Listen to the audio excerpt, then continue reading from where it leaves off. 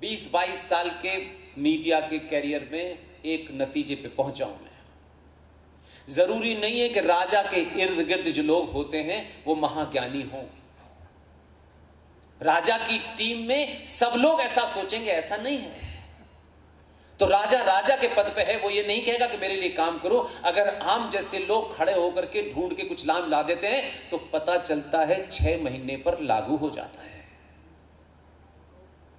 इसलिए बहुत सारी चीजें, सावरकर का नाम लेना इस देश के अंदर, हो सावरकर का नाम लेते ही ऐसा लगता था पता नहीं जाने क्या हो जाएगा। सावरकर की बात पार्लियामेंट में नहीं हो सकती। इसलिए जिन लोगों को बदलाव समझ नहीं आ रहा है, जो लोग आज भी अपने निजी एजेंडे में मेरी जाति के 2 मंत्री नहीं बनाए, इसको नहीं बनाया, उसको नहीं बनाया, ये नहीं दिया, उन्हें दिया, ये राजनीति का खेल है। उसमें नंबर की इंपॉर्टेंस होती है, बुद्धि की इंपॉर्टेंस नहीं होती है। जो काम करने वाले लोग हैं उनको पता है उनको नंबर चाहिए। आप सिर्फ नंबर दे दीजिए, बाकी छोड़ दीजिए। मेरा काम है कि उन नंबरों के माध्यम से क्या किया है ये मैं आपको बताने आया हूं। मैं किसी पार्टी का, किसी संगठन को मैं नहीं जानता। जिन 2 लोगों की बात करता हूं उनको मैंने प्रत्यक्ष रूप से भी नहीं देखा है।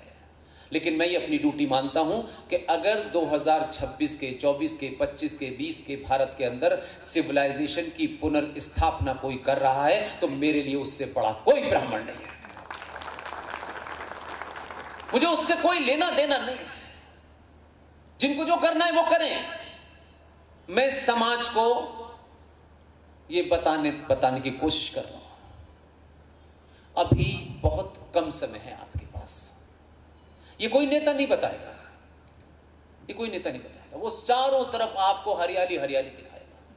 वो सच बोल देगा तो मैंने बताया कि उसको वोट नहीं मिलने वाला है, इसलिए उसको ये सब बोलना है। बोले, मैं उससे मेरी कोई नाराजगी नहीं है।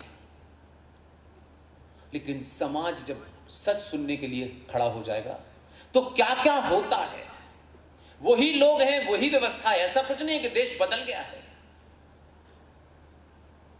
क्या क्या हुआ है इस बीच में, इसका अंदाजा नहीं है आपको। हम रोते रहते थे और ऐसा नहीं था कि लोगों को पता नहीं था। लेकिन जब जाएंगे तो स्वार्थ के लिए अपना ही काम कराएंगे, कोई और काम नहीं करेंगे। यह देश इस क्लाइमेक्स पे पहुंच गया था कि जिस देश में चीता बचाओ, सेव टाइगर चल रहा है, यह शान की बात है। हम कुत्तों को बचा रहे हैं, हम बिल्लियों को बचा रहे हैं। एनिमल लवर पैदा हो रहे हैं इस देश के अंदर। मेरा विरोध नहीं है उनसे। संसार का सबसे, जैसे कहना चाहिए, सुपीरियर जो क्रिएशन ऑफ द गॉड है वो ह्यूमन बीइंग है।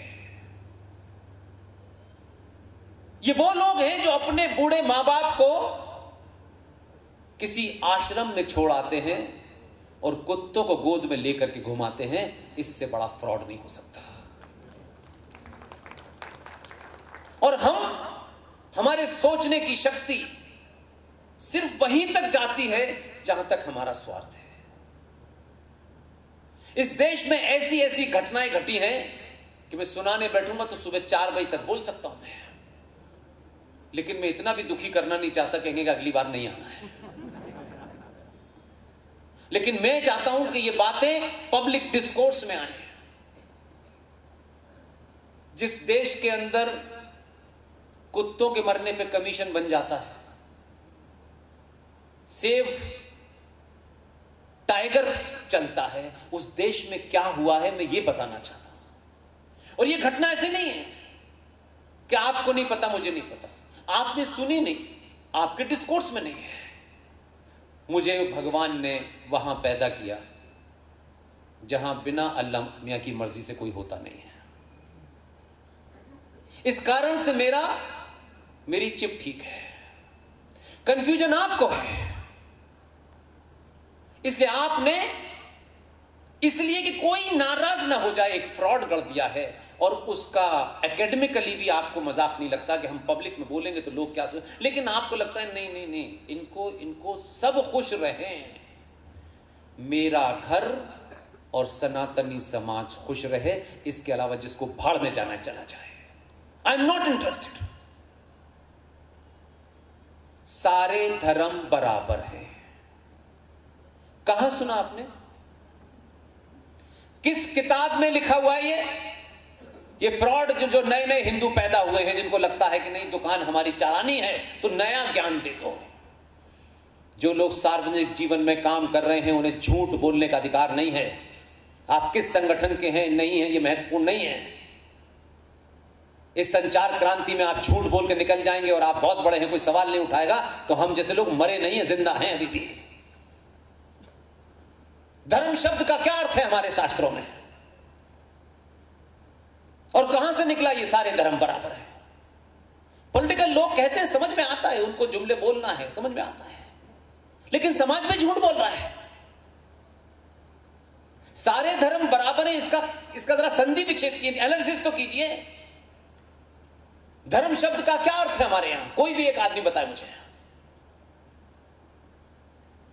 बताइए। पूजा पाठ का मतलब है क्या? धर्म का मतलब पूजा पाठ है क्या? क्या बोला? यस। इसलिए हम क्या कहते हैं, और अगर आपको किसी ने नहीं भी बताया तो आपकी आंख वहां नहीं जाती कि कोई कह के चला गया, खामोशी से चला गया। यह सोने की निशानी है। मुझे इस 20 साल में उड़ती चिड़िया को भी पता चल जाता है कि कहां जा रही है, क्योंकि मेरा विजन वहीं अटका हुआ है। इसलिए छोटी सी बात है, मात्र 1.5 सेकंड की बात है। हम टेलीविजन सुबह शाम देखते हैं, सुबह शाम देखते हैं।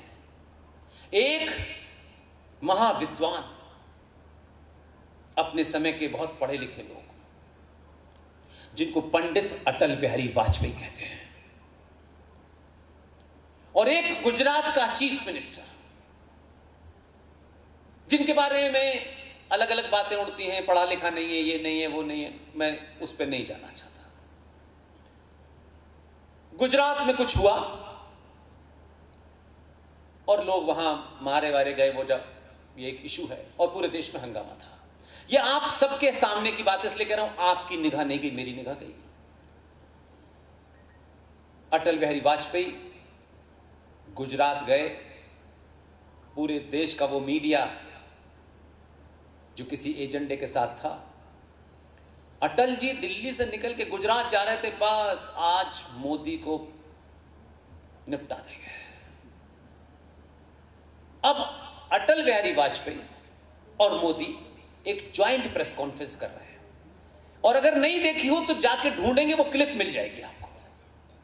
मैं उस प्रेस कॉन्फ्रेंस में नहीं जानता, वो 1.5 मिनट एक ऐतिहासिक शब्दों का आदान प्रदान था। बैठे थे, सवाल पूछे अटल जी से, पूरा मीडिया लगा था कि आज मोदी को हटा देंगे। दोनों के बीच की केमिस्ट्री देखिए, दोनों का परिवेश अलग है, पढ़ाई लिखाई अलग है, तमाम सामाजिक ढांचा अलग है। भरी प्रेस कॉन्फ्रेंस में पंडित अटल बिहारी वाजपेयी ने गुजरात के मुख्यमंत्री से कहा, राष्ट्र धर्म निभाइए।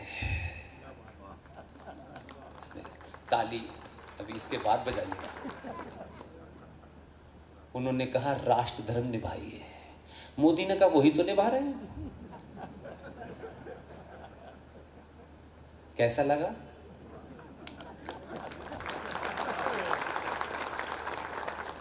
राष्ट्र धर्म का मतलब है, अगर पागल कुत्ते सड़क पे खड़े होकर बहन बेटी का रेप कर रहे हैं तो उनकी खोपड़ी में गोली मारना ही राष्ट्र धर्म है।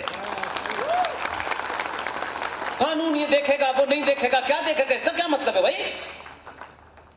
जब सब कुछ हो जाएगा तो कानून देखेगा, तो फिर देखेगा क्या? वो लाशों पे कुछ करेगा क्या?